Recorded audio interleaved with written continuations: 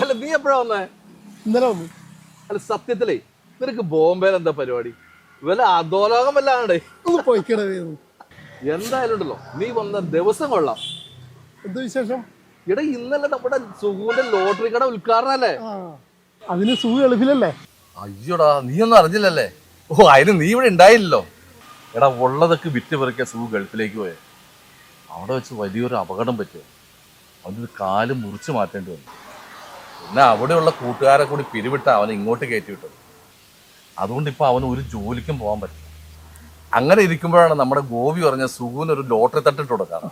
ഇപ്പൊ ഗോപി സുഖോട് കൂടി ലോട്ടറി എടുക്കാൻ പോയേക്ക. അതെ അവര് വന്നിട്ടല്ലോ.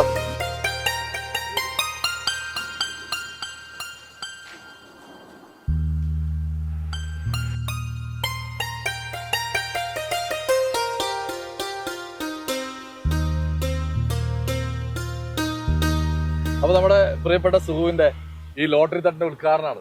അപ്പൊ നമുക്കിത് ഒരു കൈയോട് ഉദ്ഘാടനം. ആദ്യ ടിക്കറ്റ് ഞാൻ എടുക്കാം.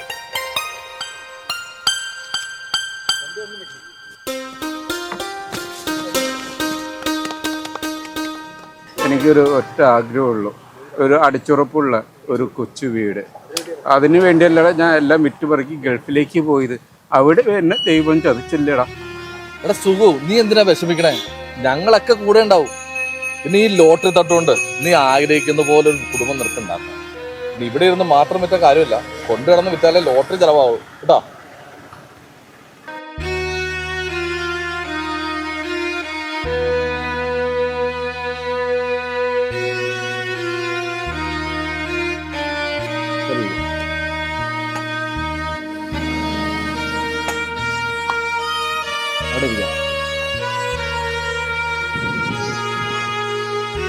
നാരങ്ങളെടുക്കാം.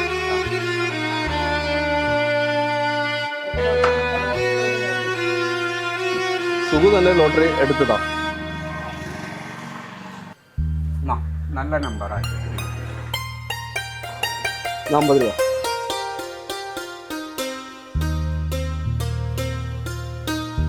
മതി സുഖു, ഞാൻ പോവാണ്. പോണം. ഓക്കെ.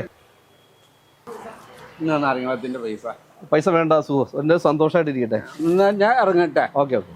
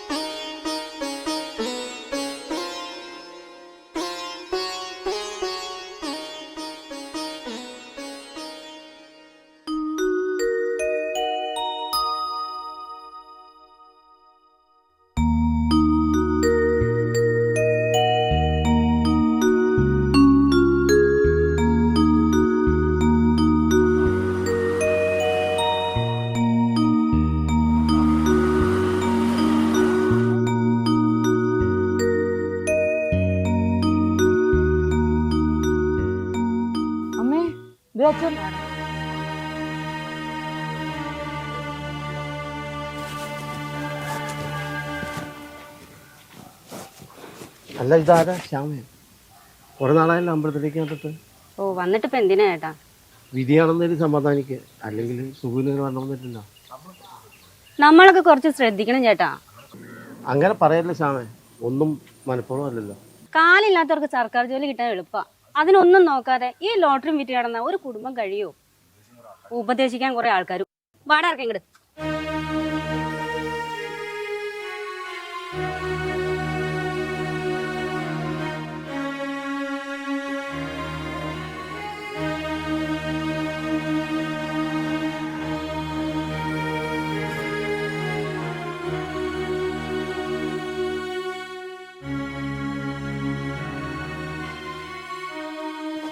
അല്ല അവരൊന്നും സുഖമില്ലടാ.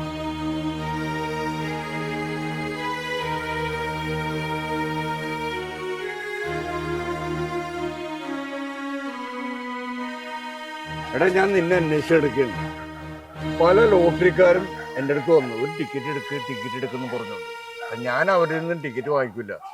എനിക്ക് എൻ്റെ സുഖുവിൻ്റെ നിന്ന് ടിക്കറ്റ് വാങ്ങിക്കാൻ വലിയ മോഹം. എടാ ഈ കാല് വയ്യാണ്ട് ഈ നടന്നു വെക്കേണ്ട വല്ല കാര്യമുണ്ട്? എവിടെയെങ്കിലും ഇരുന്ന് വിറ്റാ പോരെ?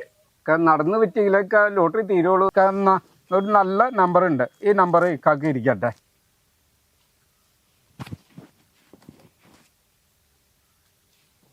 എനിക്കും ഇഷ്ടപ്പെട്ട നമ്പറാ, സംശയമൊന്നുമില്ല. ഏതായാലും എൻ്റെ സമ്മാനമായിട്ട് ഈ ടിക്കറ്റ് നിനക്ക് ടിക്കറ്റ്. എല്ലാം ശരിയാവും, ചെല്ലി.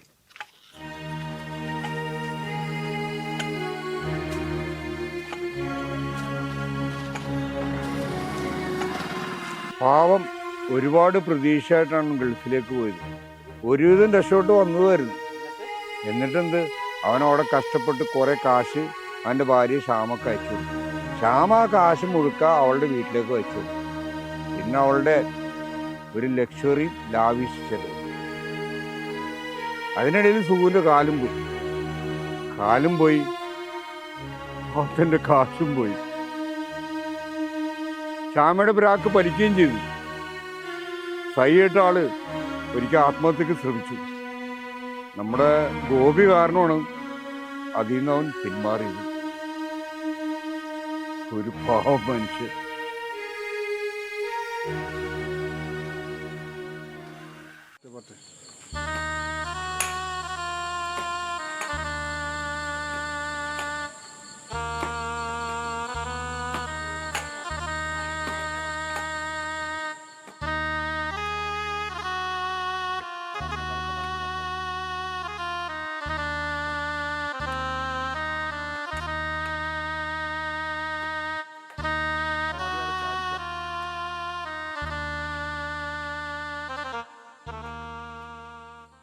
അമ്മേ, ഇന്നേ ഉദ്ഘാടനത്തിന് അച്ഛന്റെ കടയിലുള്ള എല്ലാ ലോട്ടറിയും വിറ്റുപോയി.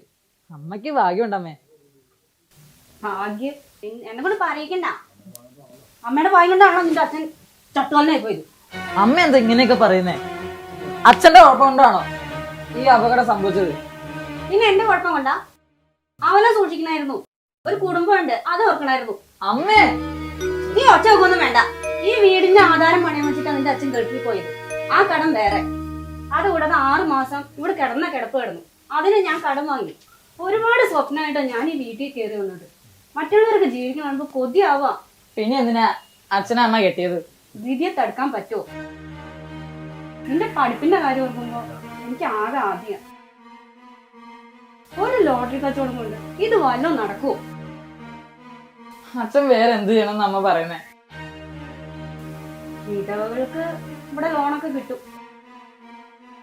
അവർക്ക് സർക്കാർ വീടും വെച്ചു കൊടുക്കും. രാഷ്ട്രീയ പാർട്ടികളൊക്കെ അവരുടെ മക്കളെ നല്ലോണം പഠിപ്പിക്കുകയും ചെയ്യും. ഒരു വീട്, അത് നമ്മുടെ സ്വപ്നമല്ല മോനെ. അച്ഛൻ മരിക്കണമെന്നാണ് അമ്മ പറഞ്ഞേ. അങ്ങനെ ഇപ്പൊ ഞാൻ പറഞ്ഞോ? എത്ര ഭംഗിയായിട്ട് അമ്മ ഇത് പറഞ്ഞേ. എന്റെ അച്ഛന്റെ ജീവിതത്തെ കാശുകൊണ്ടാ അമ്മയുടെ ആഗ്രഹം നിറവേറ്റാൻ.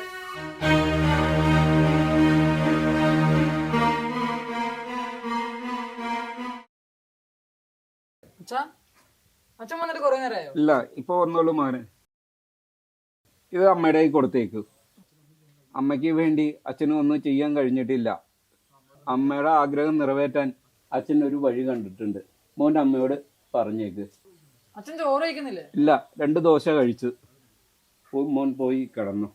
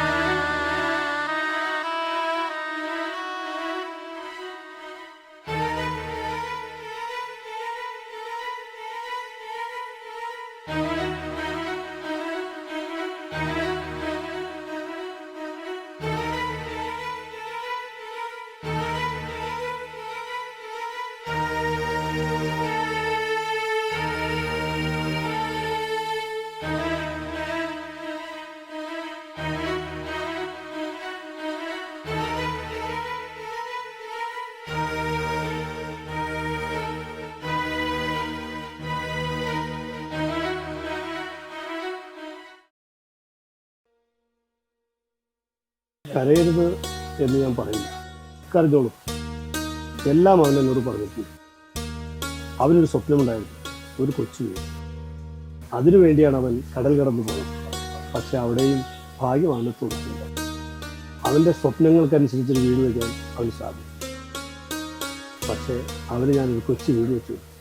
ഇതാ.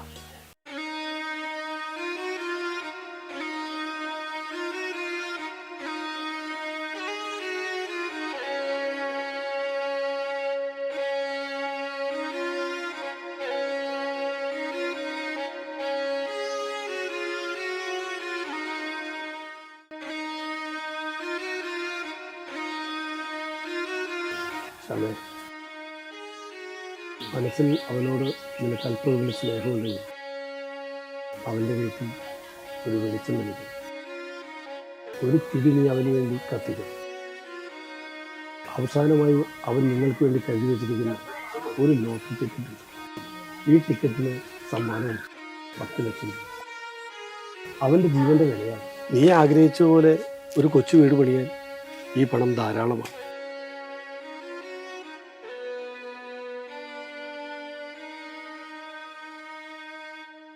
പിന്നെ ഒരു എഴുത്ത്. ഇത് ഞാൻ തുറന്നു നോക്കിയിട്ടില്ല. ഇന്ന് ചോദിക്കാമെന്ന് കരുതി. അപ്പോഴേക്കും അവൻ ഇനി ഇത് വായിക്കേണ്ടത് നീയാണ്.